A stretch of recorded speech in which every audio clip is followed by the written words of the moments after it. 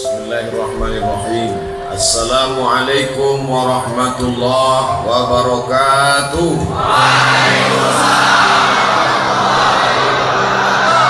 Bersyukur kita kepada Allah dengan mengucapkan Alhamdulillahi Rabbil Alamin.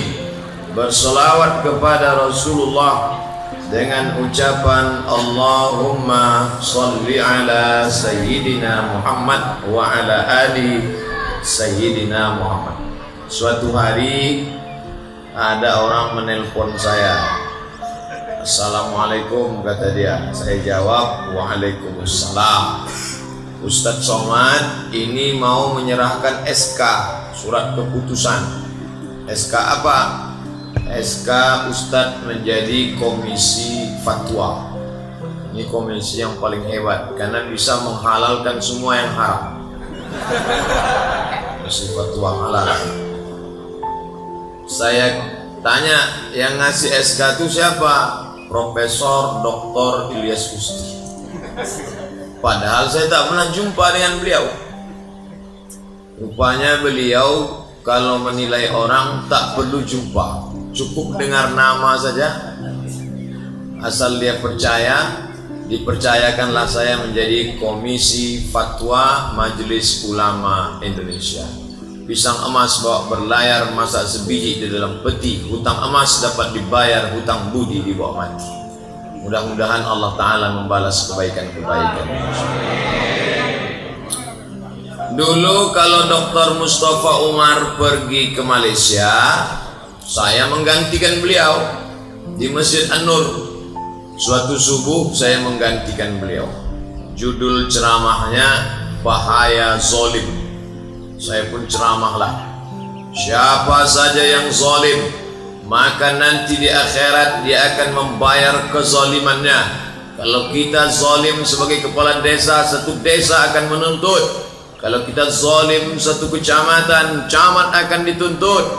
Kalau kita zalim sebagai bupati, satu kabupaten akan menuntut. Selesai ceramah, datang bapak pegawai PU. Ustadz Somad tadi nyebut bupati. Iya, ada tadi bupati tersinggung, langsung pulang. Saya bilang, saya mana kenal, saya baru pulang, mana tahu saya mana bupati, mana camat. Makanya Ustadz ceramah akan datang, hati-hati, kata dia. Iyalah, sesudah itu tak ada tersinggung bupati. Tak lama sesudah itu masuklah telepon. Assalamualaikum. Waalaikumsalam. Saya bupati, gitu. Ini yang dia tersinggung. Saya udah pucat juga udah. Waktu itu belum viral lagi. Assalamualaikum. Waalaikumsalam. Saya bupati. Iya Pak. Saya udah siap-siap nih kalau ditanyanya.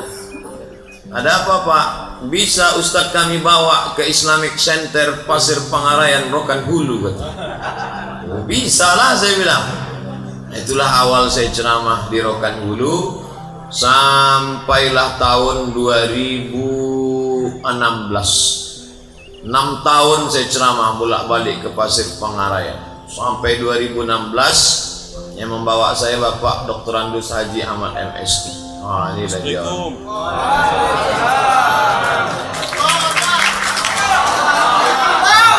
kami tak ada janji mau jumpa malam nih. Aku tak pernah mencarimu, engkau pun tak pernah mencari aku. Allah mempertemukan kita. Tengok, langsung keluar air putih. Kemudian hadir pula bersama kita Bapak Kapolsek. Kapolsek, K itu kepala, Pol itu polisi, Sek itu artinya sektor, bukan hubungan kelamin.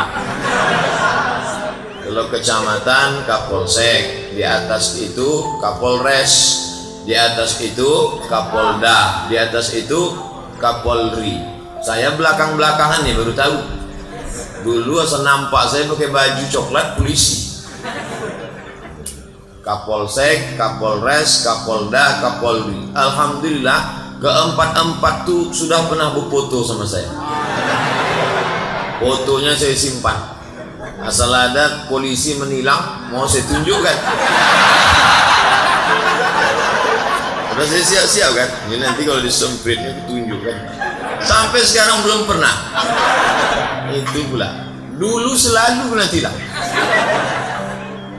Di depan mall SKA itu, karena mau cepat ceramah, membelok saya. Begitu belok, prit. Bayar di sini atau pengadilan? Pengadilan, Pak.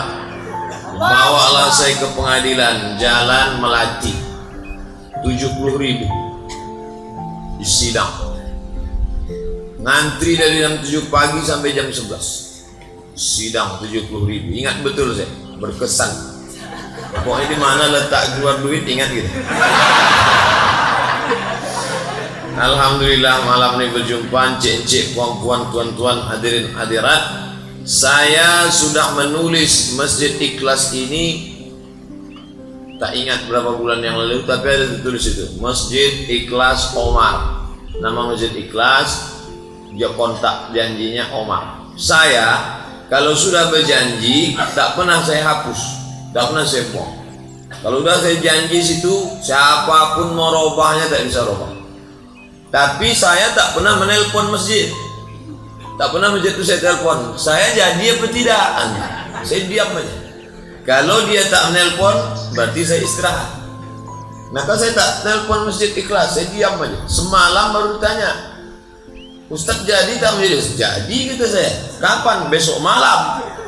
Nah, maksud saya, maunya panitia itu, wah ini terlalu mepet Pak Ustaz, kalau gitu kita batal aja lah. Oke lah Ustaz, besok malam Masjid Ikhlas. Yalah, bayangan saya paling 2 sok. Nah, persiapannya cepat betul. Rupanya melimpah ruah, Masya Allah. Nah, jadi kalau ada mau mengeluarkan kotak infak, inilah masanya. Keluarkanlah. Nah, mana? Keluarkan, coba sih. Jadi Bapak Ibu, dulu itu tidak ada kalender. Makanya Nabi Muhammad SAW dilahirkan tahun gajah. Tak ada tahun 1900 sekian, tak ada. Karena orang Arab ini tak tahu membuat kalender. Kebetulan waktu itu banjir, disebut Amul Faydan, tahun banjir. Kebetulan tahun itu meninggal pakcik Nabi, meninggal pula istri Nabi, maka tahun duka cita. Bahasa Arabnya duka cita, Amul Huzni, tahun duka cita. Jadi kalau ada kawan kita namanya Huzni, itu duka cita, bukan Husni. Kalau Husni baik, Huzni Zai duka cita, Husni baik. Nyablok marah Pak Husni ke saya nanti. Kalau kebetulan tahun itu datang tentara, alam tara kaifa fa'ala rabbuka bi ashabil fil. Al-fil artinya gajah, maka disebut tahun itu tahun gajah. Kita pun di bumi Melayu ini dulu begitu, nenek moyang kita. Saya dulu kuliah di IAIN Susko tahun 1996, Fakultas Tarbiyah, jurusan bahasa Arab. Di kelas itu ada satu kawan saya, kalau kenalan dia maju ke depan, nama saya Anu, lahir 1976. Nama saya Fulan, lahir 1976. Lama-lama saya penasaran, saya tanya, kamu kenapa nyebut lahir saja? Kenapa tak tahu tanggalnya? Mak saya tak menulis gitu. Jadi tak ditulis tanggal sama bulan, asal lahir, habis itu lahir. Jadi dari mana tahu 1976? Waktu saya tanya emak saya, kapan saya lahir mak? Waktu engkau lahir, pokok kelapa dipasambar petir. Mengaitkan tahun dengan momen itu ciri masyarakat yang tidak punya kalender. Kapan aku lahir mak? Waktu pokok kelapa disambar petir. Ditanyanya lah anak kampung situ, siapa yang tahunnya sama waktu kelapa disambar petir? Dapatnya satu. Tahun berapa? 1976. Itulah tahun. Jadi masyarakat kita pun begitu. Tanyalah atuk-atuk kita, tuh atuk kapan lahir? waktu agresi Belanda kedua. Berarti 1949. Kapan nenek lahir? Kira-kira 3 tahun sesudah Jepang lah. Mengaitkannya dengan Belanda dan Jepang. Itu ciri masyarakat yang tidak punya kalender. Jadi menyambut tahun baru hijrah, maka itu tidak ada dalam sejarah Nabi Muhammad sallallahu alaihi wasallam. Karena zaman Nabi 10 tahun di Madinah tak ada kalender. Pindah ke zaman Abu Bakar. Abu Bakar jadi khalifah 2 tahun. Tak juga ada kalender. Zaman Umar bin Khattab barulah muncul surat dari Abu Musa al-Ash'ari. Siapa namanya? Abu Musa al-Ash'ari berkirim surat. Wahai Khalifah Umar, kami malu setiap datang surat tak ada kalendernya. Berkumpullah Umar bin Khattab mengumpulkan beberapa orang sahabat. Kira-kira kalender Islam ini kita mulai kapan? Itu 17 tahun sesudah pindah ke Madinah. Artinya apa? 13 tahun di Makkah, 17 tahun di Madinah. 13 tambah 17 sama dengan, memang kalau belum minum nih payah gitu. 13 tahun di Makkah, 17 tahun di Madinah. 13 tambah 17 sama dengan 30 lah. 13 tambah 17 30 tahun tak punya kalender setelah turunnya wahyu. Bermusyawarah. Nabi sudah meninggal. Nabi sudah meninggal. Umar bin Khattab ini orangnya santun. Tidak mentang-mentang khalifah main tunjuk aja. Maka dia tanya, sahabat-sahabat, kita musyawarah nih, kapan kalender Islam dimulai? Pendapat pertama, bagaimana kalau kalender Islam dimulai sejak turunnya Al-Quran? Turun Quran tahun 1. Oh, jamaah yang lain tak setuju. Saya tak setuju kalau itu dijadikan tahun 1. Kenapa? Mikrofon ini tak boleh pula kuat. Asal kuat hilang suaranya. Nah, jadi saya tidak setuju kalau tahun 1-nya waktu wahyu turun. Karena wahyu turun tak ada perubahan apa-apa. Yang minum khamar tetap mabuk, yang berzina tetap berzina, yang berjudi tetap berjudi. Tak ada perubahan. Oleh sebab itu maka pendapat pertama tolak. Seandainya tahun Islam itu dimulai turun wahyu, maka sekarang bukan 1440, tapi 1453. Karena wahyu turun 13 tahun di Makkah, baru Nabi pindah. 13 tambah, sekarang kita tahun keberapa nih? 1440 nanti hari Selasa tanggal 11 September meletupnya Twin Tower. Peristiwa 11 September sekaligus nanti menyambut tahun baru hijrah. Jadi seminggu lagi Ustaz, seminggu lagi. Kenapa Masjid Al-Ikhlas menyambutnya sekarang? Itulah ciri orang-orang ikhlas. Kalau orang tak ikhlas sesudah itu baru dia sambut. Kalau ikhlas enggak, sebelumnya. Sebelum diminta sudah memberi. Tengok, masuk duit ke kotak kan? Hebat orang-orang ikhlas. Nah, Bapak Ibu yang dimuliakan Allah, tak pakai tahun pertama, batal. Karena turun wahyu tak ada perubahan. Sesuai dengan tema malam ini, memperingati 1 Muharram dengan amar ma'ruf nahi munkar. Quran dinyanyikan, a'udzubillahi minasyaitonir rajim, bismillahirrahmanirrahim. Tak ada perubahan. Oh, Ustadz mengejek Qori tadi ya? Enggak. Qori itu luar biasa. Saya selalu mendengar suara beliau di RRI. Suaranya melambung-lambung. Malam ini melihat orangnya langsung. Suaranya mantap, orangnya ganteng pula. Rugilah ibu-ibu yang tak mengangkat dia jadi menantu. Dah, masuk iklan satu. Lalu kemudian ditolak pendapat yang pertama. Ada pendapat lagi? Ada. Apa pendapat kamu? Bagaimana kalau tahun Islam dimulai sejak lahirnya Nabi Muhammad? Oh, ini lebih tua lagi. Seandainya tahun ini diperingati tahun lahir Nabi Muhammad, bayangkan 1440 tambah 53, berarti kita sekarang tahun 1493. Lebih tua lagi karena dimulai sejak lahir Nabi Muhammad. Begitu Nabi Muhammad lahir tahun 1. Tak setuju juga.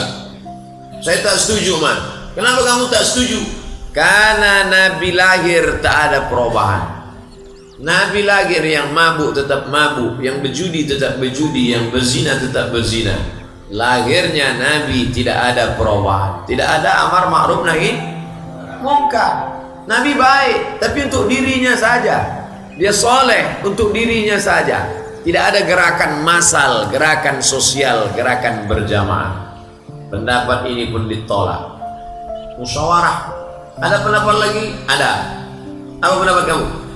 Menurut saya, bagaimana kalau tahun baru Islam itu dimulai ketika Nabi Muhammad meninggal? Kalau Nabi meninggal, maka tahun kita lebih muda. 1440 kurang 10, berarti 1430. Saya tak setuju. Kenapa kamu tak setuju? Karena kalau untung pendapat yang ketiga ini tak diterima. Bayangkan kalau diterima pendapat ketiga, dimulai tahun baru Islam sejak hari meninggal Nabi. Setiap tahun baru Islam menangis. Marilah kita mengenang kematian. Saya pun tak mau ceramah. Tahun barunya bukan hijrah, tahun baru takziah, duka cita. Pendapat pertama ditolak, turun wahyu. Pendapat kedua ditolak, lahir Nabi. Pendapat ketiga ditolak, meninggal Nabi. Pendapat keempat barulah diterima. Ada ikhtilaf. Yang pertama mengatakan Sayyidina Ali yang punya pendapat ini. Kata Sayyidina Ali, kita pindahkan dari hijrah. Tahun hijrah Nabi itu yang kita buat tahun 1. Pendapat kedua mengatakan Umar bin Khattab. Tapi ikhtilaf ini tak terlalu besar. Ini masalah furu', bukan masalah usul, bukan masalah prinsipil, bukan masalah primer. Ini masalah kecil saja. Kata Umar, al-hijratu tufarriqu bainal haqqi wal batil. Yang memisahkan antara yang hak dengan yang batil adalah hijrah. Itulah mengapa tahun hijrah yang diambil. Alhamdulillah, ini bagian dari ilham. Wahyu sudah putus karena Nabi sudah meninggal. Dengan adanya hijrah itu nampaklah mana sahabat yang asli sayang kepada Nabi, mana yang hanya pura-pura basa-basi lipstick. Dengan hijrah itu nampak siapa yang betul-betul beramal karena Allah, yang memisahkan antara orang munafik dengan orang yang tulus ikhlas, maka hijrah. Begitu juga dengan malam ini. Malam inilah baru nampak mana pasukan inti dengan mana yang hanya basa-basi. Mudah-mudahan malam ini semua yang hadir nih jamaah ikhlas semua insyaallah. Walaupun dari Masjid At-Taqwa, tapi malam ini dia menjadi orang-orang yang ikhlas. Bapak Ibu yang dimuliakan Allah Subhanahu wa taala, nanti adik-adik kalau ada yang bertanya, gimana ceritanya kenapa tahun kalian itu disebut tahun hijrah? Oh, udah diceritakan Ustaz Somad kemarin di Masjid Ikhlas. Gimana ceritanya? Sebentar ya, ada rekamannya. Itu enaknya anak zaman sekarang. Kalau kami dulu zaman kuliah, waktu Pak Profesor Ilyas Gusti dosen, kami mesti mendengar. Saya mahasiswa 1996, beliau dosen. Kami mesti mendengar baik-baik. Anak zaman sekarang menulis tidak, mendengar tidak. Kehidupannya apa? Lah, santai deh. Kamu gak nulis? Ada pak. Pas tengok, lobet. Bapak Ibu yang dimuliakan Allah Subhanahu Wa Taala. Kami dulu tak ada. Ketika saya katakan itu di kelas, zaman kami dulu tak ada nih alat merekam. Salah bapak lah. Kenapa hidup zaman dulu? Kurang ajar. Bapak Ibu yang dimuliakan Allah, saudara-saudaraku. Nah, begitulah sejarah bagaimana cerita hijrah Nabi Muhammad sallallahu alaihi wasallam. Adapun Januari, Februari, Maret, April, Mei, Juni itu dikatakan hari ini tanggal berapa? 4 September 2018 Masehi. Masehi itu siapa? Isa. Ini tidak benar. 23 Zulhijjah hijrah. Betul tak hijrah? Betul atau tak betul hijrah? Betul, karena memang hijrah Nabi Muhammad. Tapi mengatakan Masehi tak betul, karena itu bukan tanggal lahirnya Nabi Isa. 1 Januari itu bukan lahirnya Nabi Isa. Lalu kalender itu dari mana? Dibuat oleh Kaisar Romawi, namanya Kaisar Julian. Siapa namanya? Kaisar Julian. Kaisar Julian membuat kalender. Dibuatnya bulan 1 Januari. Januari itu kepalanya 2, satu ke muka, satu ke belakang. Nama berhala itu patung, namanya patung Januari. Makanya kalau ada kawan kita mukanya 2, kasih dia Januari. Di depan kita baik dia, di belakang kita dia ejek-ejeknya, kita panggil dia Januari. Maka dibuatlah patung yang kepalanya 2 tadi di bulan Januari, karena dia meninggalkan tahun yang lama menghadapi tahun yang baru. Itu yang membuat Kaisar Julian, orang Romawi, tidak Kristen, bukan pengikut Nabi Isa. Lalu kemudian kalender ini masuk ke Vatikan. Ada paus, nama paus ini Paus Gregorius. Siapa namanya? Paus Gregorius. Yang kemarin itu namanya Benedictus. Yang sekarang ini Franciscus, menggantikan Benedictus, menggantikan Paus Paulus. Saya hafal saya. Semua itu kan pengetahuan, harus kita pahami dengan baik. Nah, dulu ada paus namanya Paus Gregorius. Diambilnya kalender Yunani tadi, dimasukkannya ke Vatikan Roma, dirobahnya, dimodifnya, akhirnya dijadikan itu sebagai kalender Kristen dari Romawi kuno. Waktu itu kerajaan Siak Sri Indrapura. Loh, kok tiba-tiba ke Siak pula? Siak 1723. Ingat itu? 1723, 1723, 1723. 1723 Hijri Masehi itu kerajaan Siak. Siak pakai kalender hijrah. Siak pakai kalender hijrah. Tapi kemudian ketika Republik Indonesia merdeka, menggabungkan diri dengan PBB. Apa itu PBB? Bukan pajak bumi dan bangunan. PBB itu United Nation. United persatuan. Nation bangsa-bangsa. United Nation persatuan bangsa Romawi, bangsa Jerman, bangsa Melayu menyatukan diri. Bingung mereka mau ngambil kalender mana. Akhirnya PBB meminta dari Vatikan. Vatikan memberikan kalender Gregorius. Maka yang betul itu adalah orang Barat. Orang Barat tidak menyebut Masehi, tapi disebut Gregorian Calendar. Coba tulis Gregorian Calendar. Saya mau menunjukkan HP saya aja. Gregorian Calendar. Kalender Gregorian. Sekarang ada software namanya Converter Kalender. Converter software yang bisa merubah dari Masehi ke Gregorian. Dibuatnya atas Hijriah kalender, Gregorian kalender. Saya lahir 18 Mei.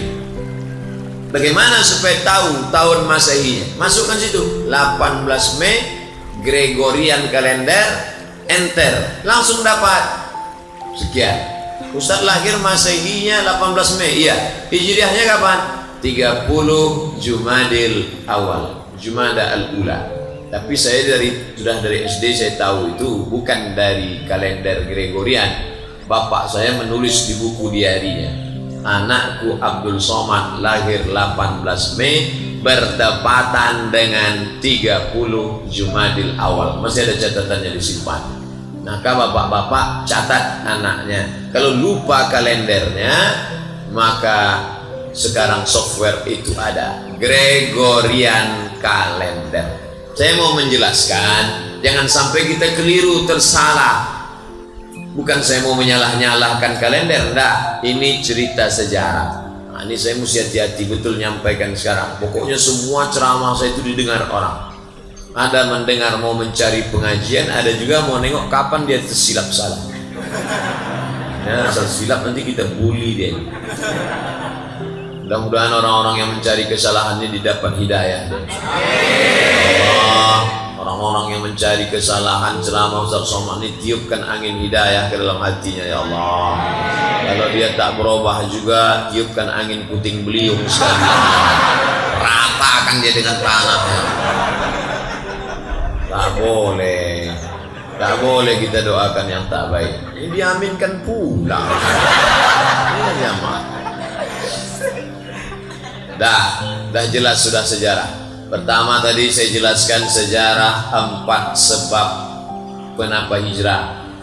Lahir, turun wahyu, mati, hijrah. Yang kedua saya jelaskan perbedaan antara hijrah dengan Julian kalender, bermetamorfosa menjadi Gregorian kalender, dan puncaknya dari kupu-kupu kepompong menjadi kupu-kupu. Bermetamorfosa, berubah puncaknya menjadi Masehi, padahal tidak ada hubung kait dengan Nabi Isa alaihi salam. Jadi nanti jangan latah 1 Januari 2019 Masehi, tidak ada hubungan dengan Nabi Isa. Yang tepat adalah 1 Januari 2019 Gregorian kalender.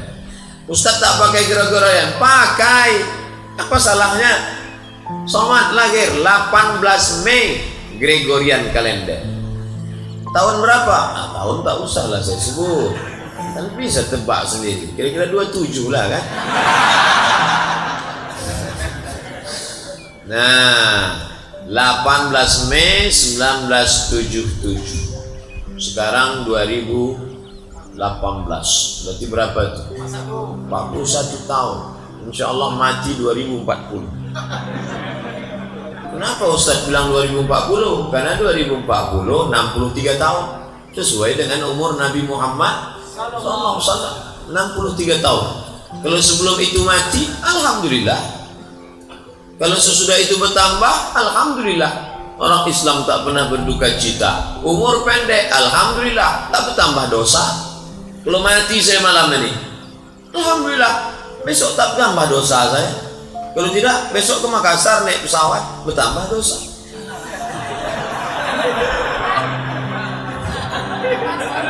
Nengok pramuga itu. Roknya panjang, resleting belum berpasang. Ustaz tengok, saya tidak menengok, ternampak sikit. Takkan awak minta cari mana kursi. Itu awak tengok kan? Andai mati malam ini, besok tak berdosa. Andai hidup besok pagi, amal bertambah, tapi dosa kan bertambah. Istighfarlah. Astaghfirullah Rabbal baraya, astaghfirullah minal khataya. Jangan tengok lagi. Istighfar 5 kali, tengok 10 kali. Nah, selesai. Habis itu sekarang kita bahas tentang perjalanan hijrah Nabi Muhammad sallallahu alaihi wasallam. Hijrah ini berawal hari Kamis. Jadi hari Kamis itu berkumpullah datuk-datuk, nenek mama, hulu balang di sebuah lembaga namanya Darun Nadwa. Kalau di Pekanbaru, tadi kami berkumpul juga tadi sore. Nama lembaganya LAM, Lembaga Adat Melayu Riau. Saya alhamdulillah dua-dua saya masuk, LAM sama MIM. LAM Lembaga Adat, MIM Majelis Ulama. Nun aja yang belum lagi. Nun itu bahasa Jawanya apa? Berkumpullah mereka, nama lembaga itu Darun Nadwa. Yang mendirikannya namanya Kusoi. Siapa namanya? Kusoi. Muhammad, anak Abdullah, anak Abdul Muttalib, anak Hashim, anak Abdi Manaf, anak Kusoi. Kita ulang sekali lagi. Muhammad, anak Abdullah, anak Abdul Muttalib, anak Hashim, anak Abdi Manaf, anak Kusoi. Kusoi inilah yang mendirikan lembaga namanya Darun Nadwa. Darun artinya rumah, Nadwa balai pertemuan. Kalau bahasa kampung awak, convention hall. Convention hall atau pokoknya yang ada sessionnya itulah. Jadi berkumpullah datuk-datuk, nenek mama, hulu balang, panglima, semuanya hadir waktu itu. Judul agenda acaranya bagaimana menghabisi Muhammad. Pertama dibujuk, Muhammad, mau tak engkau dikasih sawit 2 hektar? Agak-agaknya lah waktu itu. Apa kata Nabi Muhammad? Wallahi ya ammi, demi Allah wahai paman, law wada'u syamsa fi yamini, seandainya mereka letakkan matahari di tangan kananku, bulan di tangan kiriku, ala an atruka hadzal amra ma taraktuh, tak akan kutinggalkan dakwah ini. Jadi metode yang pertama adalah dibujuk dan dirayu. Mau tak? Mau tak? Mau tak jadi? Tak mau dia. Tahta, harta, wanita. Tahta tak mau, harta tak mau, wanita tak mau. Kalau tidak mau dirangkul, maka dipukul. Metode itu yang sedang dipakai sekarang. Kira-kira mau kan? Saya pula ditawari jadi menteri, mana saya mau? Wakil presiden aja saya tak mau. Dirayu. Yang nawari Ustaz jadi menteri siapa? Tak ada.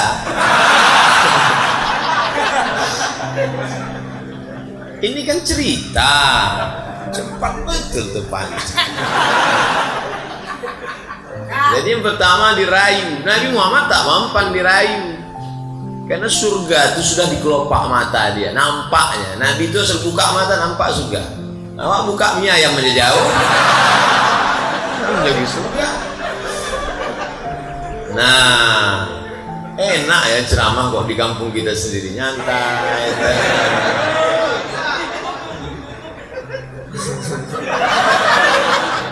Nah, lalu kemudian tak mempan, maka ini mesti harus dihabisi. Ditambah lagi paman dia yang dihormati itu meninggal dunia, namanya Abu Thalib. Orang segan mau membunuh dia karena paman dia Abu Thalib. Mana orang berani? Sama lah macam saya di Pekanbaru. Mana berani orang musik saya? Itu anak buah Pak Ilyas Kustir. Macam nanti kalian tengoklah. Mana orang berani? Ceramah saya di Rokan Hulu. Mana orang berani? Itu geng Pak Ahmad tuh. Begitu Pak Ahmad berhenti jadi bupati, dicoret nama kita.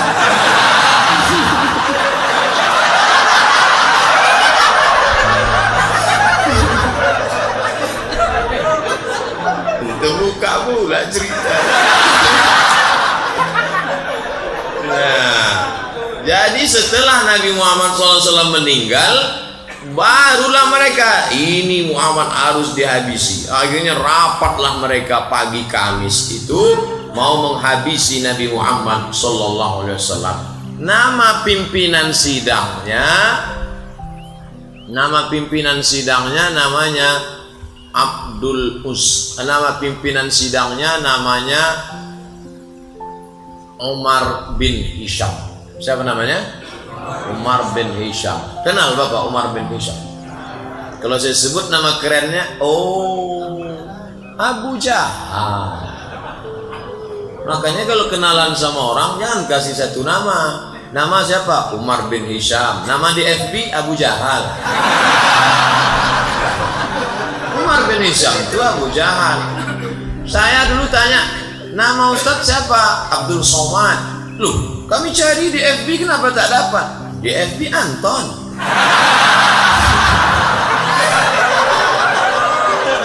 Nah, jadi nama kerennya Abu Jahal. Abu Jahal. Abu artinya bapak, Jahal bonga. Abu Jahal Pak bonga. Namun enggak ada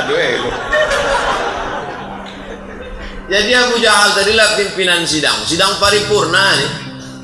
Sidang paripurna. Kok bisa pula lah bonga jadi ketua sidang? Karena yang memilih itu goblok.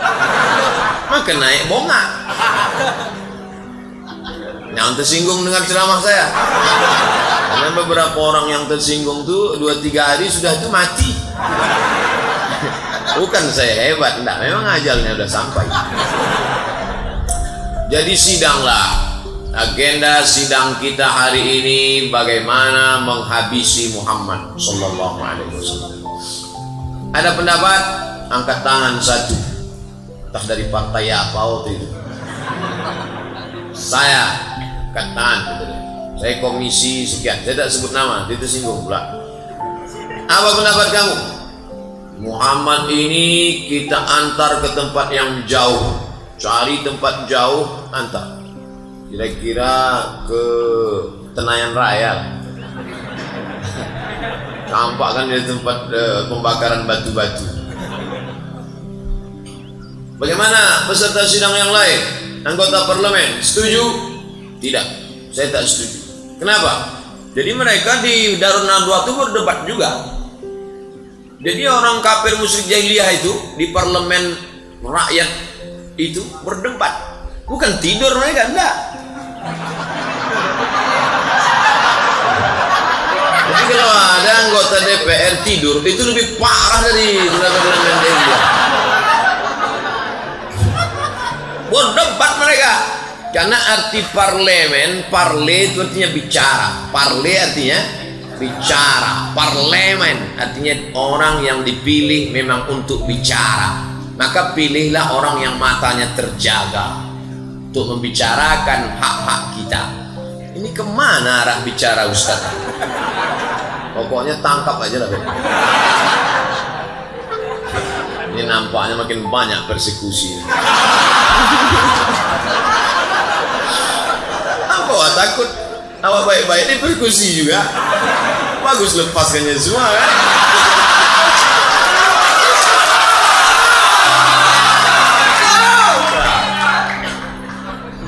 Nah itu tak setuju saya. Kenapa kamu tak setuju? Muhammad ini orangnya karismatik. Kalau sampai kita campakkan dia ke tempat yang jauh itu, tiba-tiba di sana nanti pengikutnya banyak dan dia akan kembali ke Makkah dan kita akan mati dibunuh oleh pengikutnya. Berpikir juga parlemen ini. Wah bahaya. Jadi kalau gitu tak usah kita kirim dia, tak usah. bahaya. Oke, ada peserta yang lain? Ada. Jadi otaknya bekerja mereka ini. Tak ada yang off otaknya. Kerja. Bagaimana menghabisi Muhammad? Pendapat satu tolak, tak setuju ya? Tidak. Ada pendapat lain? Ada. Apa pendapat kamu? Pendapat saya begini. Kita buat kotak kayu, letakkan di samping Ka'bah, masukkan Muhammad ke dalam, sallallahu alaihi wasallam. Masukkan dia ke dalam, jangan kasih makan, jangan kasih minum, biarkan dia kering di samping Ka'bah. Gimana? Ini modalnya kan lebih efisien, hemat biaya, mengatasi masalah tanpa masalah. Pegadaian syariah. Kata anggota parlemen yang lain, saya tak setuju. Kenapa? Karena jangan kalian sangka di samping Makkah ini tak ada pengikutnya. Pengikut dia banyak. Kalau sampai mereka melihat pemimpin karismatik mereka dibuat begini kering di samping Ka'bah, maka Makkah akan bergejolak, terjadi revolusi umat besar-besaran. Jadi kalau gitu pendapat pertama tolak, tolak. Pendapat kedua tolak juga, tak bisa kita pakai, tidak. Akhirnya suasana sepi. Kata pimpinan sidang, kalau gitu kita break dulu, kita mabuk-mabuk dulu sebentar.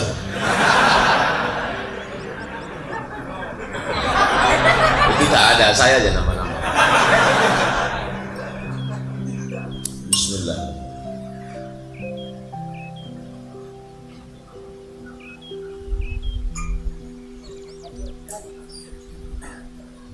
Ada pendapat yang lain? Ada. Siapa yang berpendapat? Pimpinan sidang Umar bin Hisham berpendapat. Apa pendapat kau Umar bin Hisham? Kalau kita antar ke tempat jauh nanti pengikutnya banyak, betul. Kalau kita kurung di Makkah nanti bergejolak, betul. Ini paling efisien. Gimana? Cari anak muda yang paling tegap badannya, kasih dia pedang paling panjang, masuk ke dalam kamar Muhammad malam-malam, bacok kepalanya, push, selesai. Waktu itu sniper belum ada lagi. Sniper dari Jawa ya. Nanti kalau bapak tiba-tiba tengok Ustadz Somad hilang, nah berarti udah kena yang ketiga. Kirim satu orang, push, mati, selesai. Oh, yang lain tak setuju. Saya tak setuju. Kenapa? Kamu tahu Muhammad itu siapa? Muhammad, anak Abdullah, anak Abdul Muttalib, anak Hashim, anak Abdi Manaf, anak Qusay, keturunan Kilab, Lu'ay, Fihir, cucu Adnan, mengalir darah Ismail, anak Ibrahim alaihi salam. Kalau sampai cucu Ibrahim dibunuh, maka kabilah yang lain mengamuk. Akhirnya suasana rapat, deadlock. Voting tak ada waktu itu. Bingung mereka gimana ya. Muncul ide. Orang yang jahat-jahat itu idenya dari mana? Dari setan. Main otak setan, mindset otak setan. Ada aja idenya kalau untuk yang jahat-jahat. Yang baik-baik pula ngantuk.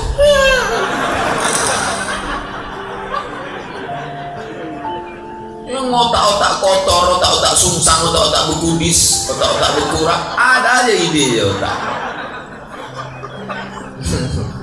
Gas terus. Itu nampaknya makin banyak daerah batal nih. Jadi gimana? Kata Abu Jahal, aku ada ide.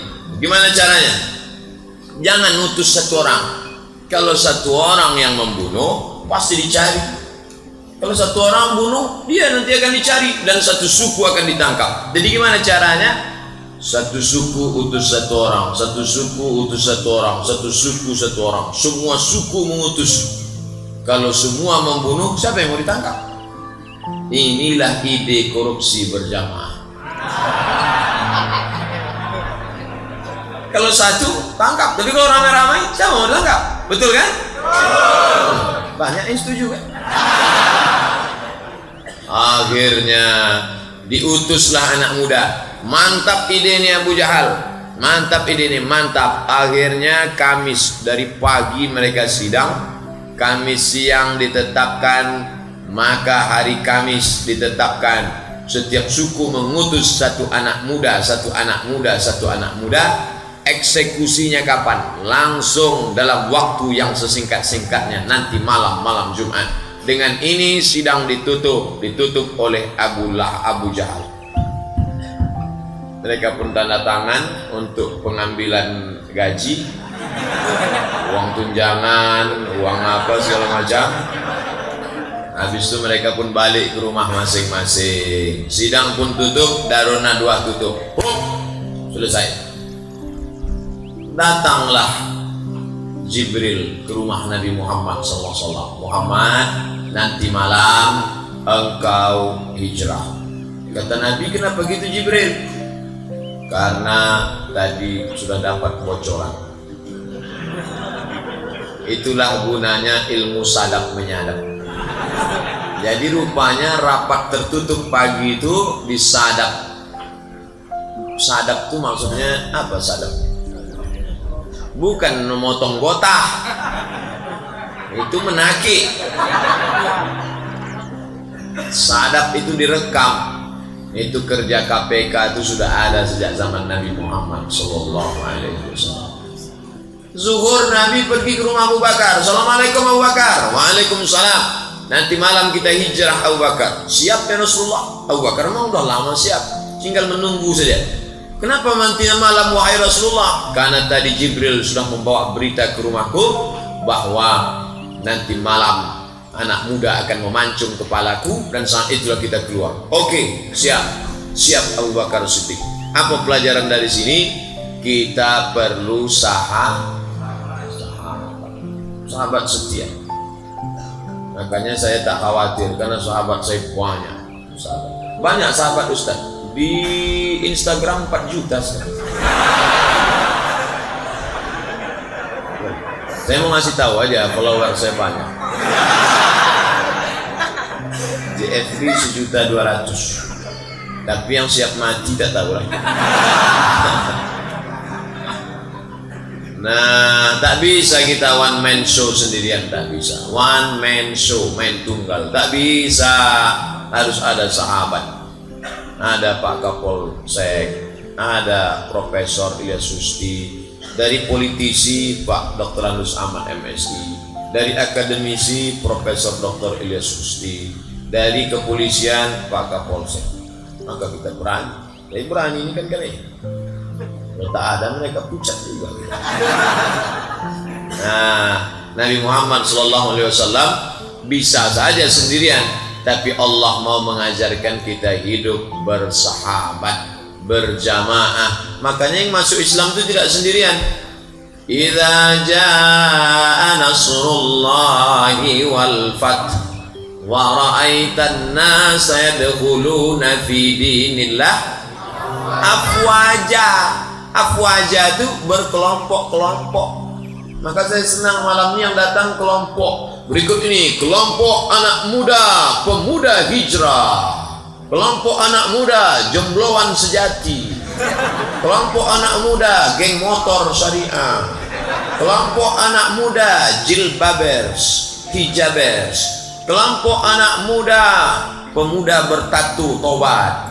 Kelompok anak muda banyak. Itu yang disebut dengan wara'aitan nasa yadkhuluna fi dinillahi afwaja. Apa nama geng kalian? Afwaja. Mantap. Nah, lalu kemudian Abu Bakar sudah siap. Nanti malam ya Abu Bakar. Ya, Nabi pulang ke rumah, siap, packing barang. Lalu kemudian malam itu habis Isya dia tidur. Nabi itu tidurnya habis Isya. Kita tak pula tidur habis Isya. Insya Allah ceramah ini tak lama nih, biar cepat kita tidur.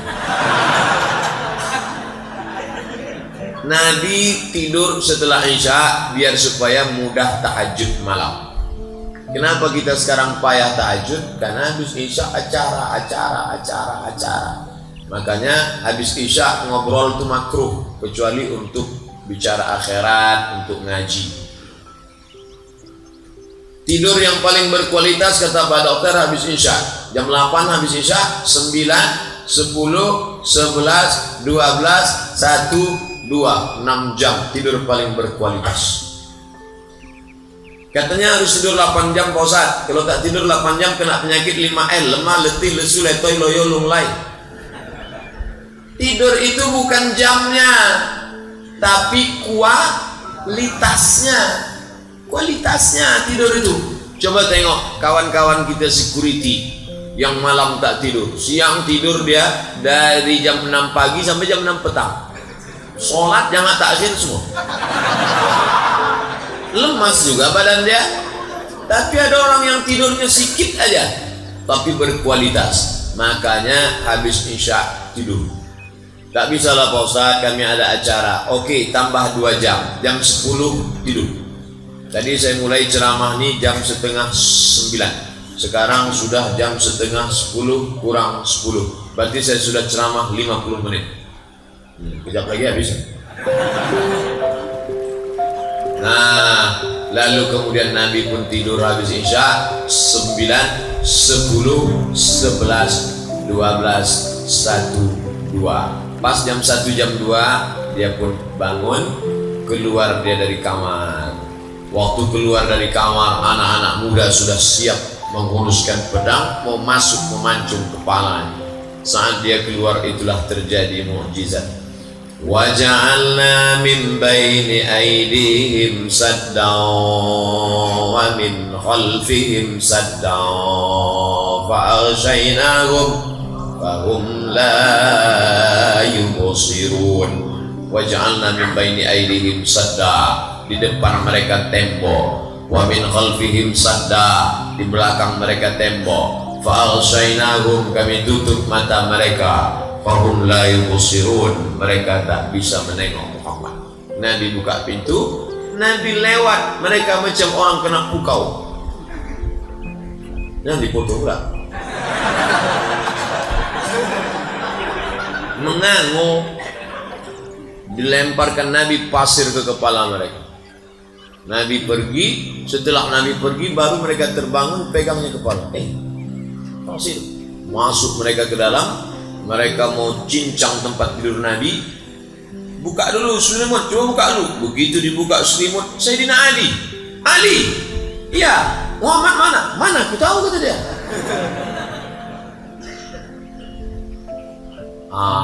Ini ayat kalau baca Yasin nanti cerita tentang Nabi keluar. Itu ayat dalam surat Yasin itu cerita tentang Nabi keluar malam hijrah. Bukan itu ayat mantra. Ini dibaca pula biar supaya tak kena razia. Kebetulan SIM mati, STNK belum perpanjangan. Pas nampak polisi razia, wa ja'alna min baini aydihim saddan wa min khalfihim saddan fa aghshaynahum fa hum la yubsirun. Prit, semprit Pak Kapolsek. Semprit. Kok nggak mempan ya Pak Ustadz? Orang sama-sama ngaji. Mana mempan? Aku baca itu juga kata Pak Kapolsek. Kecuali polisinya hantu, barulah mempan. Makanya uruslah SIM. Saya urus SIM. SIM A, SIM C tak pernah saya tinggal. Walaupun saya naik helikopter tadi. Saya mau ngasih tahu aja. Urus SIM lu. Kalau pakai helm, yakinkan sampai berbunyi klik, klik baru jalan. Kemarin waktu naik motor di Pematang Rebah, klik sampai tempat ceramah, tak pula bisa buka. Dipotong pakai pisau. Cemas saya. Cemasnya tak berapa, malunya itu. Sempat viral, helm tak terbuka. Nah, lalu kemudian keluar Nabi, ditanya mereka kemana Ali? Aku tak tahu kata Ali. Nabi pun langsung ke rumah Abu Bakar Siddiq. Abu Bakar pun menemani Nabi SAW. Naiklah mereka ke atas nama bukitnya Jabal Thur. Jabal Thur. Kalau tempat Nabi menerima wahyu Jabal Nur. Tulisannya sama, alif, lam, garis, waw, ra. Yang satu titiknya satu, nur. Yang satu titiknya tiga, sur. Bukan saur. Letakkan ujung lidah di gigi atas. Payah bahasa Arab nih Pak Ustadz. Sur itu ada dalam bahasa Inggris. Health, WHO, World Health Organization. Kan tak ada dalam bahasa kita, tak ada. Saya suka Ustadz Somad. Ada. Itu bahasa Arab ada. Hari apa ini? Hari Selasa, Yaumul Thulatha. Nama bukitnya namanya Jabal Thur. Naiklah ke atas. Saya Jabal Nur pernah saya naik. Jabal Nur naik. Jabal Thur jarang orang naik. Bukitnya terjal, tinggi ke atas. Naiklah Nabi ke atas bersama Abu Bakar Siddiq. Tidak pakai senter. Karena kalau pakai senter, kafir Quraisy menengok dari bawah. Itu dia, tangkap. Gelap-gelap naik mereka ke atas. Jadi kalau nampak nanti kawan naik motor lampunya mati, itu karena takut ditangkap kafir Quraisy.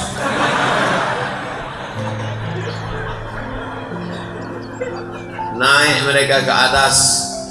Tengah malam gelap, jam 2 malam, jam 3 malam, sampai ke atas. Nabi udah mau masuk ke dalam Jabal Sur, ada gua kecil. Mau masuk Nabi ke dalam, ditahan Abu Bakar. Jangan ya Rasulullah. Kenapa ketahuan Nabi? Mana tahu ada binatang berbisa di dalam. Biar aku cek dulu.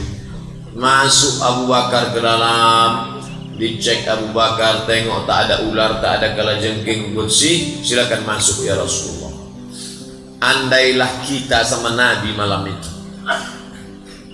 Andai saya lah sama Nabi waktu itu, saya persilakan ya Rasulullah, silakan masuk.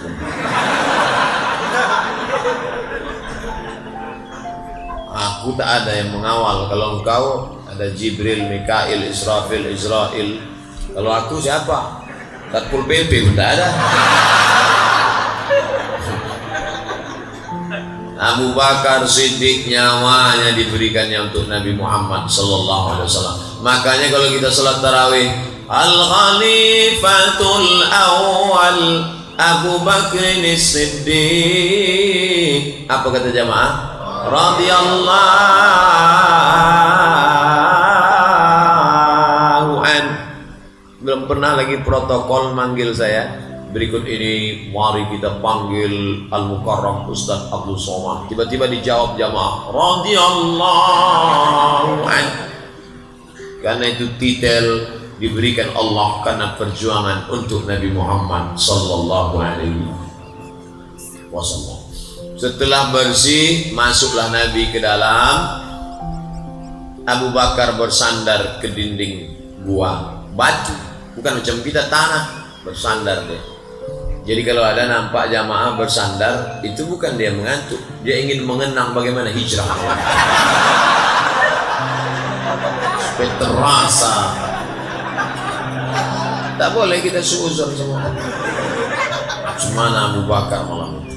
Sandar Abu Bakar, kaki Abu Bakar ini melonjor, manjak, karena capek lelah berjalan. Datang Nabi Muhammad sallallahu alaihi wasallam meletakkan tengkuknya di atas paha Abu Bakar. Saya sama Umar yang bawa acara tadi akrab, lama sudah saya kenal. Waktu dia nikah saya tahu semua. Tapi rasanya kalau dia duduk meletakkan ke paha dia segan pula. Nabi dengan Abu Bakar tak ada jarak. Diletakkannya tengkuknya ke paha Abu Bakar. Nabi pun tertidur. Tak lama Nabi tertidur, terbangun Nabi, menetes air dari atas. Kata Nabi, gelap. Air apa nih Abu Bakar? Hujan tak mungkin, embun tak mungkin. Air apa nih Abu Bakar? Kata Abu Bakar, air mataku ya Rasulullah. Kenapa engkau menangis? Kakiku disengat binatang berbisa. Kakinya disengat binatang berbisa. Bapak ibu kalau mau tahu rasanya, balik dari sini, pergi ke tempat jual makanan ikan arwana. Beli lipan agak 3 biji. Nah, kalau mau merasakan bagaimana Abu Bakar malam itu. kakinya bisa dia tahan, tak bergerak kakinya, memangku kepala Nabi Muhammad SAW, bisa tak bergerak. Andai kita lah yang mangku malam melompat. Mohon maaf ya Rasulullah, tak bertahan bila kita. Abu Bakar kaki bisa ditahan, tak bergerak kakinya, disengat binatang tak bisa ditahankannya. Tapi ada satu yang tak bisa ditahannya, air mata tak bisa ditahan. Makanya kadang kita tengok anak-anak muda di kantin kampus itu menangis, menengok lontong. Tahu nangis kenapa? Galau Pak Ustaz. SMS gak dibalas, telepon gak diangkat. Pret. Mental kerupuk. Baru menghadapi itu, gimana mau melawan Israel? Maulah pakai pampers. Begitulah Abu Bakar Siddiq menahankan sengatan. Satu yang tak bisa ditahan, air mata. Tapi sekarang ada ibu-ibu yang bisa menahan air mata. Waktu meninggal lakinya tak nangis ya. Tanya, ibu tak nangis? Tidak Pak Ustaz. Kenapa? Udah lama aku tunggu.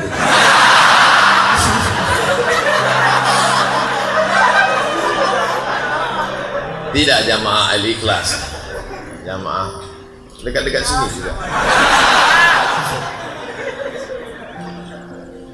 Lalu kemudian sampailah pagi, malam apa itu? Malam Jumat, malam Sabtu, malam Ahad, 3 malam, 3 hari 3 malam mereka transit di sana.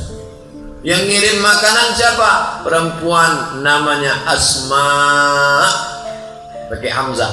Asma. Kalau Asma Sosa Ongo, ini namanya Asma binti Abi Bakar. Saya laki-laki sehat, rasanya kalau disuruh bawa nasi ke atas. Asma 3 hari 3 malam membawakan makanan. Apa pelajaran dari sini? Pentingnya peranan perempuan. Jangan katakan Islam tak mempedulikan perempuan. Nih pelajaran dari hijrah Nabi Muhammad SAW. Perempuan naik ke atas membawa makanan. Selama 3 hari berita hiruk pikuk di Makkah ini harus disampaikan ke Nabi di atas. Berita di Makkah sampai ke atas, berita di Makkah sampai ke atas. Siapa yang membawa berita? Namanya Abdullah. Malam dia di atas, siang dia di Makkah. Dengar berita, naik ke atas. Apa makna pelajaran dari sini? Pentingnya update status. Makanya nanti kalau ada kawan sedikit update. Alhamdulillah Ustaz Somad sudah berada di tempat. Alhamdulillah Ustaz sudah menduduki. Alhamdulillah Ustaz baru saja minum. Itu ciri-ciri Abdullah. Update mantap terus. Itu juga kalau ada kawan-kawan mengambil gambar, itu termasuk ciri-ciri Abdullah yang mengambil. Allahu Akbar. Dah, yang mengantar makanan Abdullah. Asma yang membawa berita Abdullah. Yang menemani di gua Abu Bakar. Yang menempati tempat tidur Nabi Ali bin Abi Thalib. Ada pula yang pura-pura mengembala kambing di bawah untuk ngasih kode ke atas. Kalau tiba-tiba nanti datang kafir Quraisy, namanya Amir bin Fuhairah. Inilah yang dikenal sekarang dengan istilah job description, pembagian kerja. Nah, jadi adik-adik yang buat komunitas harus bagi kerja. Acara malam ini terwujud sedemikian orang banyak. Ini kan karena ada job description. Ada yang ngirim WA aja gitu. Alhamdulillah tapi malam ini tak datang. Oh kemana? Aku ngirim aja gitu. Pahala udah dapat gitu. Ini pun berkurang juga otaknya. Kita itu kalau mengajak orang kita berbuat. Ini yang nyuruh orang datang. Hadirlah tablik akbar, hadirlah tablik akbar. Kau tak datang, aku dapat pahalanya aja lah. 3 hari 3 malam di dalam. Kenapa mesti 3 hari 3 malam? Menunggu suasana. Inilah yang disebut dengan strategi. Strategi, bahasa Arabnya siasah, bahasa kitanya siasah. Jadi jangan kalian bayangkan Nabi keluar rumah, langkah kaki, Bismillahirrahmanirrahim, la haula wala quwata illa billah, apa yang terjadi terjadilah. Kan begitu. Itu namanya pasrah tapi tak rela. Nabi penuh dengan matang pembagian tugas kerja. Ali, kau tidur di tempat tidur aku. Abu Bakar, kau menemani aku di atas. Asma, bawa makanan. Abdullah, update berita. Amir bin Khairah, engkau pura-pura mengembala kambing. Malam Jumat, malam Sabtu, malam Ahad, mengkecoh musuh sehingga musuh kehilangan. Wah, hilang nih. Mana dia? Mana dia? Dia masih ada di lokasi, menunggu dulu. Karena kalau langsung berangkat ditangkap lah. Strategi. Nabi itu penuh dengan intelijensia. Ada bukunya, Intelijensia Nabi Muhammad Sallallahu Alaihi Wasallam. Maka anak-anak muda harus belajar ini dari sejarah perjalanan hijrah. Malam Jumat, malam Sabtu, malam Ahad. Hari Ahad, malam Senin, baru mereka bertolak. Tapi yang tahu jalan itu tak banyak. Kalau ditempuh jalan biasa, keluar dari jalan ikhlas, masuk jalan nangka, habislah. Cari yang tahu gang-gang kecil, yang kira-kira tak kena razia. Yang tahu jalan itu seorang bernama Abdullah bin Uraiqid. Ingat namanya, Abdullah bin Uraiqid, pakai qaf sama ta. Uraiqid. Dan dia itu non muslim. Walaupun namanya Abdullah tapi dia non muslim. Abdullah bin Uraiqid. Apa pelajaran dari sini? Boleh berkawan dengan non muslim kalau tidak membahayakan. Jadi jangan dia non muslim, hancurkan rumahnya, larikan pacarnya. Nabi berkawan dengan Abdullah bin Uraiqid 8 hari 8 malam dari kota Makkah menuju Madinah, yang menunjukkan jalan non muslim. Makanya berkawan dengan non muslim silakan. Bertetangga dengan non muslim tak apa-apa. Nikah dengan non muslim syarat dan ketentuan berlaku. Makan dengan dia, tengok rumah makannya dulu. Sederhana, tak apa-apa. Bare Solo, tak apa-apa.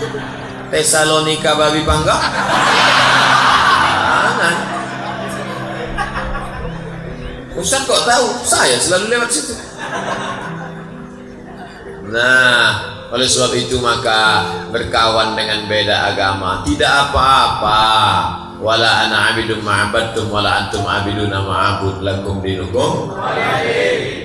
Ini dasar Islam. Lalu kemudian mereka pun melanjutkan perjalanan.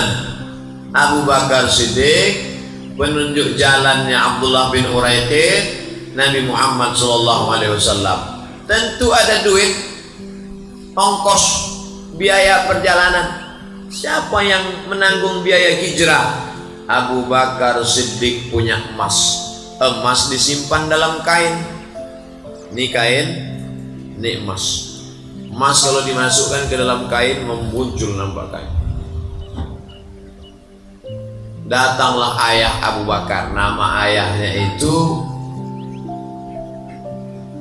nama ayahnya Abu Quhafah. Nama siapa nama ayahnya? Abu Quhafah. Ingat, Abu Quhafah. Abu Quhafah ini tak Islam, benci sama Nabi Muhammad. Datang dia menjumpai Asma. Asma, ya, ayah kau mana? Ayah sudah pergi sama Muhammad Sallallahu Alaihi Wasallam. Mana emasnya? Aku curiga jangan-jangan emasnya sudah dibawa Muhammad ini. Firasatku berkata emas nampaknya lah habis ini. Datang Asma, diambilnya batu, dimasukkannya ke kain. Atuh, kata Asma, atuh, ya, coba tuh pegang. Dipegang atuh tadi. Ini emasnya, iya tuh. Oh, masih banyak ya. Padahal batu itu boleh membohongi orang buta yang bongak, tolol, goblok. Siasat, ini sedang siasat ini.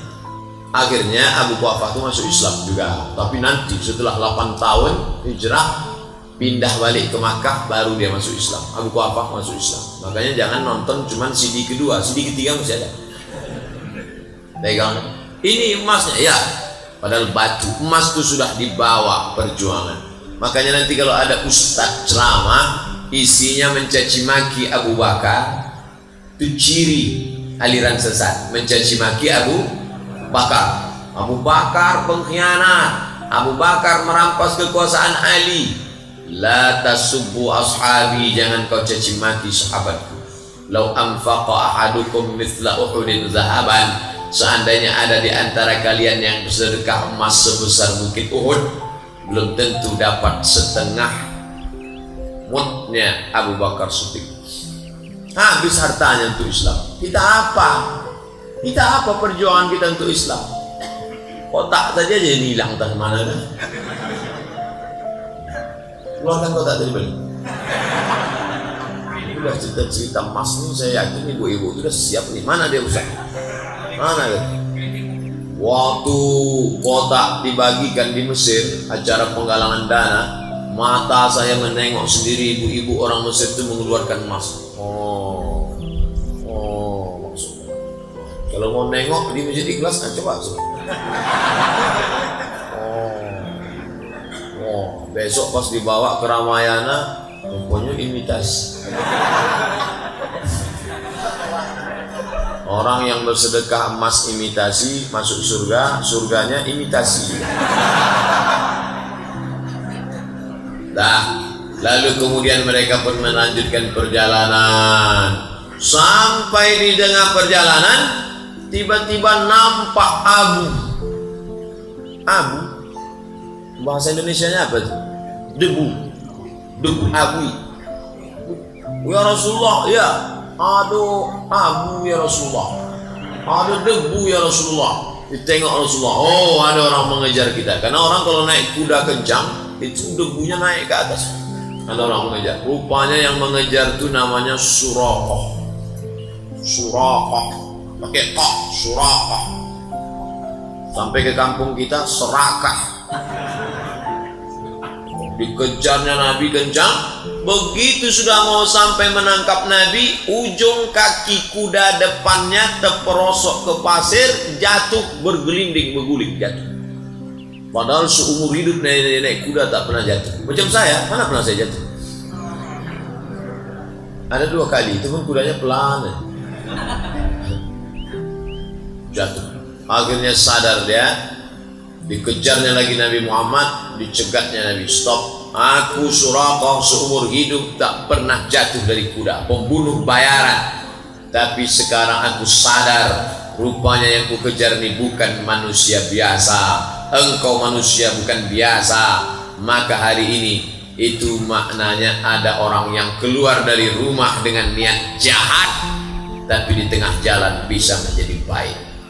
Tapi sebaliknya ada orang yang dari rumah baik, tiba-tiba di jalan menjadi jahat. Apa pelajaran yang bisa kita ambil?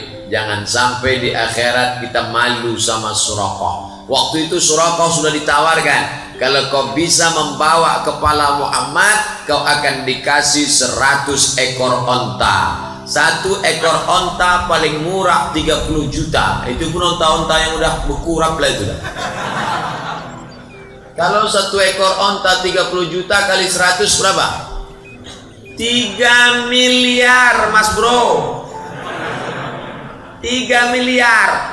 Kalau onta yang mahal yang bagus 70 juta, 7M. Mau berangkat dari rumah niat kepala Muhammad 7M, kepala Muhammad 7M, kepala Muhammad 7M. Tapi begitu jatuh dia menemukan titik baliknya, tak ada harga 7 miliar. Apa kata Nabi? Aghib anna Suraqah, kau balik ke Makkah, jangan ceritakan tentang kami. 7 miliar tak ada harganya, tapi ada kebahagiaan yang tak dapat ditebus dengan harta. Apa dia? Iman. Apa dia? Kelapangan dada. Oleh sebab itu maka kalau ada orang mengatakan semua bisa dibayar dengan uang, ada yang tak bisa dibayar dengan materi, kebahagiaan hati, kelapangan yang dirasakan oleh Suraqah saat itu. Apa pelajaran yang perlu kita ambil? Ada orang keluar rumah niatnya mau memancung Muhammad sallallahu alaihi wasallam. Ada orang keluar rumah niatnya mau dapat cari harta haram, tapi di tengah jalan dia bertaubat. Betapa malunya. Dari rumah niatnya bismillah tawakkaltu 'ala Allah la haula wala quwata illa billah, sampai ke tempat itu tak usah lagi ceritakan. Jadi makin banyak orang sakit hati. Lanjut perjalanan. Lanjut. Berapa lama perjalanan nih Pak Ustadz? Berangkat hari Ahad malam Senin sampai di Kuba hari Senin. Malam Senin, malam Selasa, malam Rabu, malam Kamis, malam Jumat, malam Sabtu, malam Ahad, malam Senin, hari Senin. 8 hari, 8 malam. Sampai di perjalanan haus, air sudah habis. Boleh minta air susu kambing. Nampak peternakan kambing, boleh minta air susu kambing. Boleh kami minta susu kambing? Boleh, silakan. Tapi sekarang musim kemarau, susu kambing kering. Tapi kalau mau tes lah, di situ terjadi mukjizat. Ketika diperah oleh Abu Bakar, Nabi berdoa, didoakan Nabi, tiba-tiba ada air, keluar air susu kambing 1 gelas. Abu Bakar menyapu bagian bawah itu disapunya. Kenapa disapunya? Dia tak mau ada pasir menetes kena ke pakaian Nabi. Tengok adab Abu Bakar. Dapat air minum, disapunya bagian bawah, dibikin air mandi. Lalu Nabi pun meminum air susu itu. Apa kata Nabi? Fasyariban nabiyyu hatta irtawaitu. Nabi meminum air itu sampai hausku hilang. Saya waktu membaca itu, Nabi minum air itu sampai hausku hilang. Yang minum siapa? Nabi. Yang hausnya hilang? Ini salah cetak buku. Nabi minum sampai hausku hilang. Sekarang kita tes.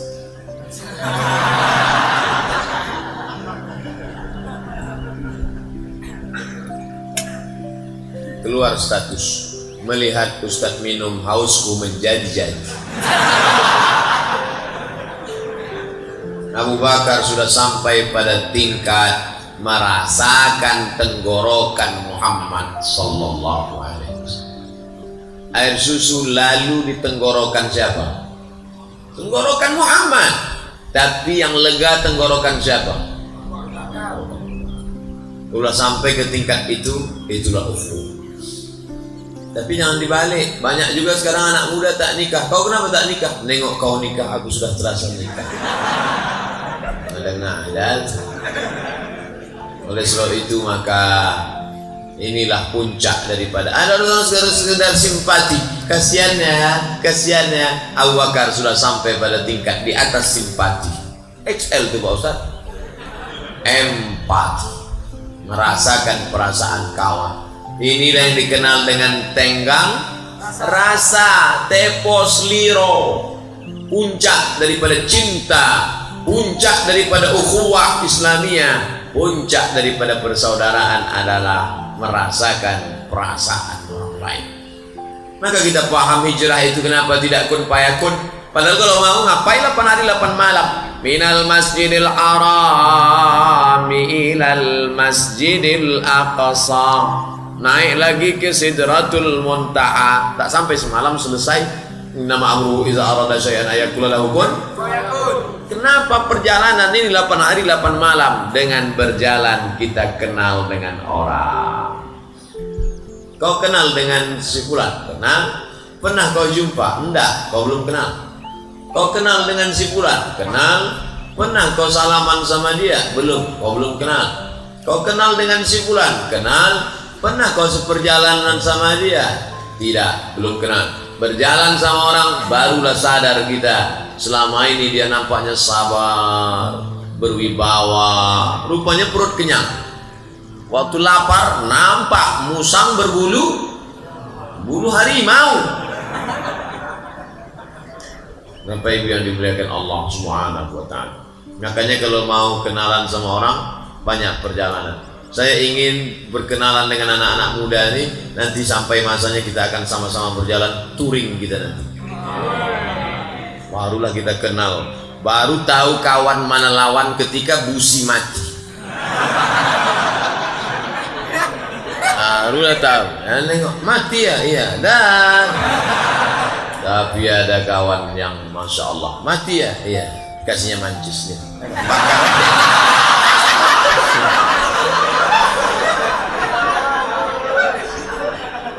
Ayo bro, kata dia, aku dorong dari belakang, diulurkannya kakinya. Ayo, demi engkau, nggak ada lo nggak rame. Itu. Jangan lama-lama pula, kata dia.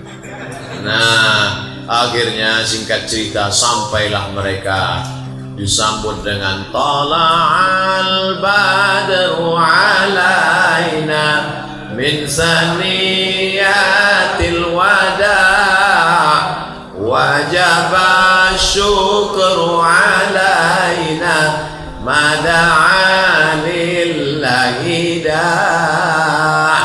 Terjadi ikhtilaf tentang tala'al badru alaina. Sebagian mengatakan sanadnya tak sahih. Mau sahih tak sahih, yang jelas bahwa ada kebahagiaan menyambut kedatangan Nabi Muhammad sallallahu alaihi. Begitu dulu sahabat, Nabi datang disambut tala'al badru alaina. Ustaz Somad datang ke rumahnya, disambutnya dengan lagu jatuh bangun aku mengejarmu. Begitu turun dari kendaraan, itulah pula lagu dinyanyikan.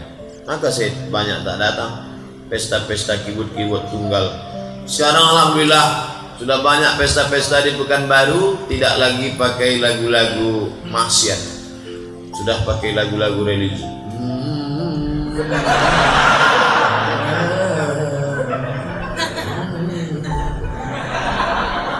Terus tengok suaranya mantap, tengok berkumis. Jadilah ibu-ibu yang mau pakai rebana bagus, tapi jangan pula ada acara nikah nyanyikan lagu bila Israel datang mama, menangislah kedua mempelai di atas. Sesuaikanlah sama lagu bahagia, lagu barakallahu lakuma wa baraka alaikuma. Barulah ini enggak lagu No Woman No Cry. No Woman No Cry. Yang menyanyi tak paham, yang mendengar tak paham. Sama-sama mengangguk. Tak apa diangguk kan? Sampai di Kuba hari Senin, menginap sampai malam. Malam Selasa, malam Rabu, malam Kamis, malam Jumat. Selama 4 malam berdiri satu masjid. Itulah dia Masjid Kuba. Bukan Fidel Castro. Kuba pakai kop, bukan Kuba. Kuba cerutu. Masjid Kuba. Siapa yang sholat di Masjid Kuba sama dengan umroh. Iya Pak Ustadz, iya. Menyesal kami Ustadz, kemarin di Masjid Kuba tak sholat. Jadi apa? Ambil selfie. Tak sholat sunat. Sholat sunat di Masjid Kuba. 4 hari 4 malam berdiri satu masjid. Tanya Profesor Ilyas Lusti bagaimana sulitnya mendirikan masjid. Ikhlas. Tanya Pak Dr. Andus Haji Ahmad MSI bagaimana susahnya dulu mendirikan Masjid Islamic Center Pasir Pengayarayan Rokan Hulu. Apa kata anggota-anggota dewan itu dulu? Mau buat masjid di pokok karet, dia ciga sama cingko aja lah sholat di situ nanti. Tak yakin mereka ada manusia yang sholat di situ. Apa yang terjadi sekarang? 17.000 orang sholat di Islamic Center Pasir Pengarayan Rokan Hulu hari Ahad, hari Sabtu. Sabtu Ahad. Masjid terbaik se-Indonesia 2015. Menaranya 99 meter, pakai lift ke atas. Wah, Ustaz Somad, Kalau Ustaz naik ke atas, nampak rumah Ustaz di Panam. Naiklah saya. Sampai ke atas saya tengok, tak ada. Kata bapak, nampak. Nengoknya pakai mata hati Pak Ustaz. Bayangkan, strategis Rokan Hulu, sebelah kanan Sumatera Barat, Payakumbuh, sebelah kiri habis dari dulu Sumatera Utara, Riau, Sumatera Utara. Makanya kali Sabtu hari Ahad plat BK sama plat BA, BK BA, BM pula tak ada. Bayangkan tuh hebatnya masjid. Makanya membangun peradaban berawal dari masjid. Karena Nabi bangun masjid pertama Makkah Masjidil Haram, Madinah Masjid Nabawi, Palestina Masjidil Aqsa. Makanya mencari menantu juga cari yang selalu ke masjid. Ibu-ibu di belakang, jangan cari menantu yang karaoke, diskotik. Kasihan anak gadis kita macam tidur sama babi hutan. Carilah masjid ikhlasnya. Tengok banyak ganteng-ganteng yang lancang-lancang. Cari ibu, kalau bisa ibu cari yang berdiri-berdiri. Itu tahan uji itu.